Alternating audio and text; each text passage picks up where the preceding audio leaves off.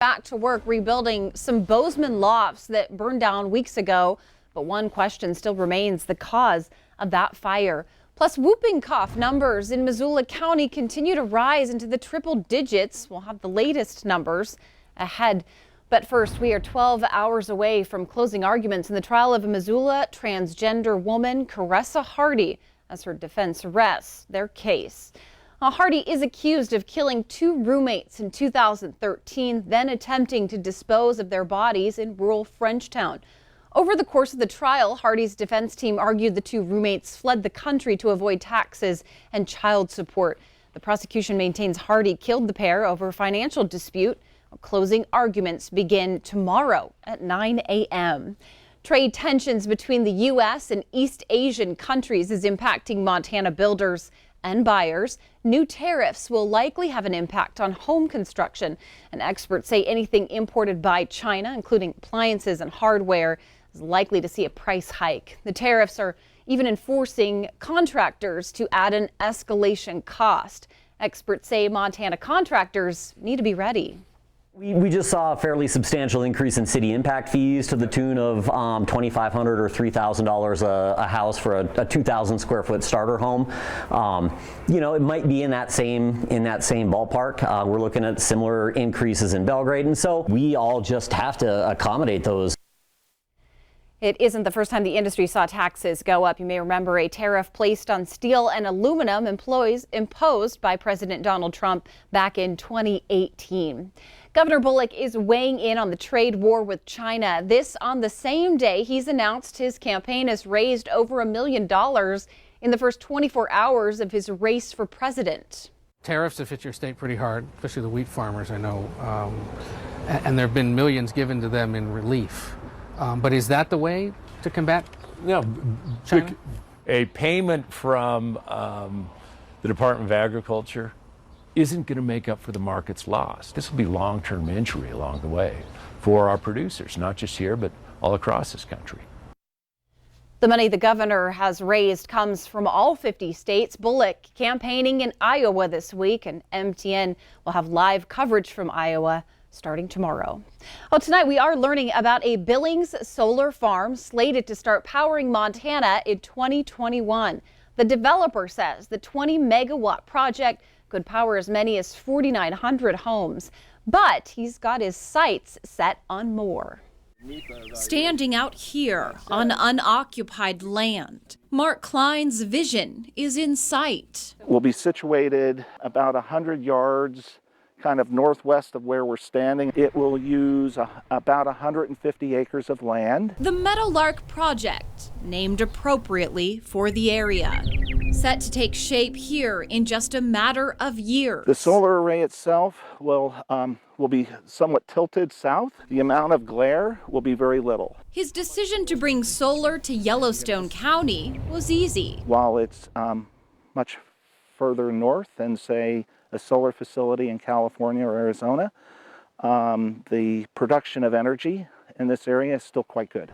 With easy access to transmission, he also says Billings is very friendly in terms of bringing in new technology, the creation of jobs. Currently, he's working to develop 13 other properties in several states. And if all goes according to plan, another 300 megawatt solar farm in Broadview could be Montana's largest. From concept or idea to actual construction, that typically takes 2 to 4 years. As the future of energy in Montana remains unknown, Klein says solar, to him, is a wise option.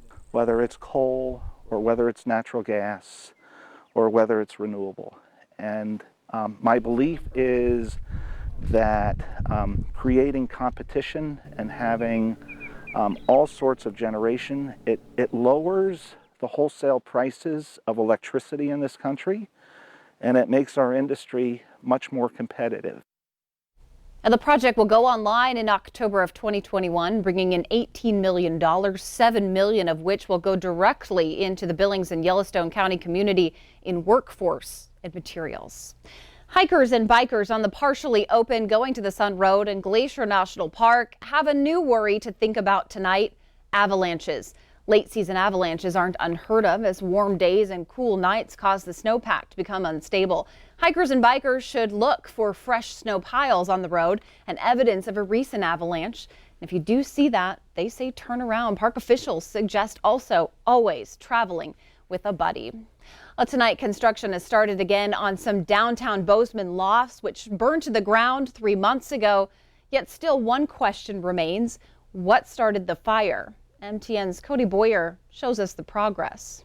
The big question that I'm fielding, or the fire department's fielding today, and even the city, is what now? That question lingers as the skeleton of Sobo Lofts still sits burned behind chain link fence. Bozeman Deputy Fire Chief Mike Maltaverne says a lot has been done since that night, but the jury is still out on what happened. When a building is under construction like this, without the interior walls, it's just a big pile of sticks, really.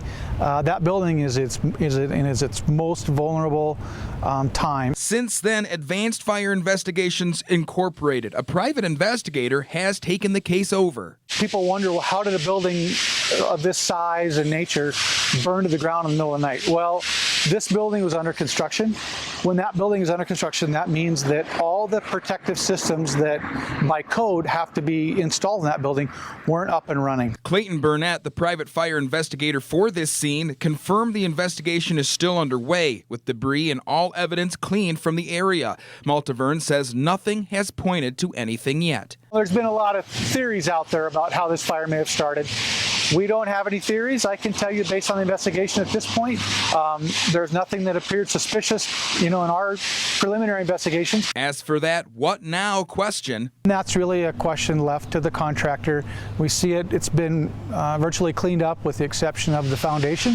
So I know the community is kind of wanting to know what happens next, and the city will wait and see what the contractor and the developer decide to do. Our assumption is that some type of a building will be constructed here in the future. In Bozeman, Cody Boyer, MTN News.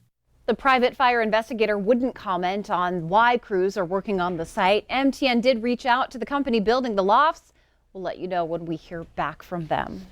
A number of confirmed whooping cough cases in Missoula, now at a staggering 107. The duration of the outbreak means it's possible for people exposed early to be re-exposed. Confirmed whooping cough cases are reported in infants all the way up to the elderly. It's now spread to 20 schools, including the Florence and Frenchtown schools. Well, tonight we are learning how the passing of a massive infrastructure bill by the Montana legislature is having a big impact on Butte.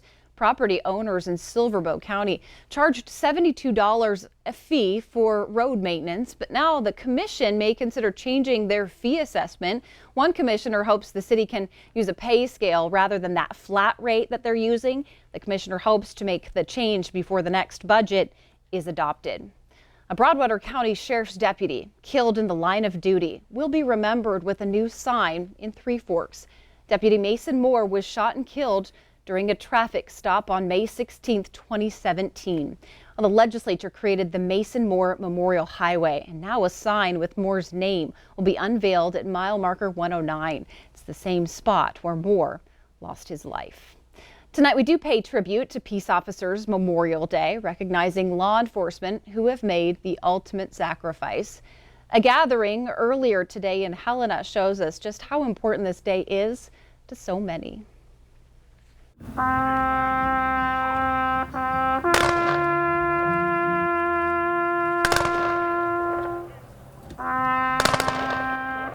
Every day, sworn law enforcement officers, deputies, agents, and troopers across Montana and across our country and Canada take it upon themselves to put their lives at risk, often while the rest of us are sleeping. Last year, 106 law enforcement officers were killed in the line of duty across America. Thank God none of them were from Montana. As a profession, we gather to give thanks for those who have laid down their lives in order to keep the peace of this great state, nation, and all of you who stand or sit here today. When one of us is shot or killed, be it law enforcement, fire department, EMS, dispatcher, detention officer, we all bleed. We will never forget the sacrifice of these heroes or the resiliency of their loved ones. You inspire us all. Ronald Reagan said, The future doesn't belong to the faint-hearted. It belongs to the brave. The selfless sacrifice of so many of our law enforcement is possible only because of their bravery. I want to say how gratifying it is to work in a state where there is so much mutual respect and collaboration by law enforcement, who support one another and just want to get the job done.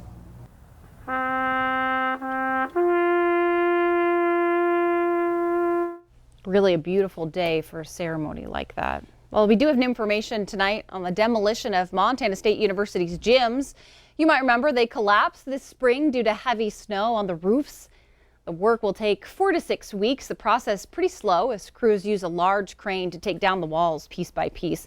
The demolition shouldn't cause damage to the remaining fitness center. Officials say rebuilding is in the distant future. Big game hunting season is long over, but there's still more treasure to find. MTN's Jason Laird takes us to Augusta, where shed hunting is drawing hundreds to this small town.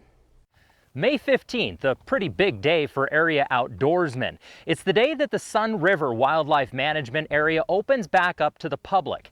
And right now it's a lot quieter than when they opened these gates. People are here looking for elk antlers, and not necessarily deer, but we'll have some deer antlers come out. We've had some moose antlers come out as well, but you know, the big draw is for elk antlers. According to the Montana Fish, Wildlife and Parks, they counted just under 300 vehicles and are estimating 750 people showed up to Wednesday's event. Our early years, you know, this wasn't a big deal, and we were back in those days. May 15th starts at midnight. So we would come up here at midnight and let in 3 or 4 vehicles, and off they'd go. And it's like the second Easter egg hunt of the year, this time for all ages. Just west of Augusta, I'm Jason Laird, MTN News. Man, and is it beautiful out in Augusta for that. So Sunday at 10 on your local MTN station, there is more on the shed hunting season with the Montana Ag Report. Still to come on tonight's MTN 9 o'clock news, Special Olympic athletes from all corners of the state are gathering in Great Falls for the 2019 Games. We're going to take you to opening ceremony. It's coming up. And right after the break, can you believe it? Bob McGuire says snow could be coming this weekend. Find out if it is coming to your area of the state when we come back.